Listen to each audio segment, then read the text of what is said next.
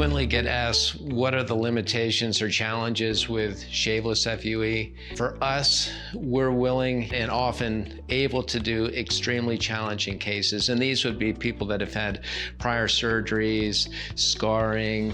We do a lot of long hair African American patients, even with dreadlocks. I mean, these are extremely difficult cases. So we've been down the road, and the fact of the matter is our office and our team, we are geared to make Shave-Less FUE something that is good for you. So really the downsides for Shave-Less FUE are pretty minimal because the results are going to be similar to having your entire head shaved, minus the fact that you can resume your normal activity pretty quick. And some even resume work the next day. So we'd love to speak with you about Shave-Less FUE. It's something we're passionate about and definitely can deliver on.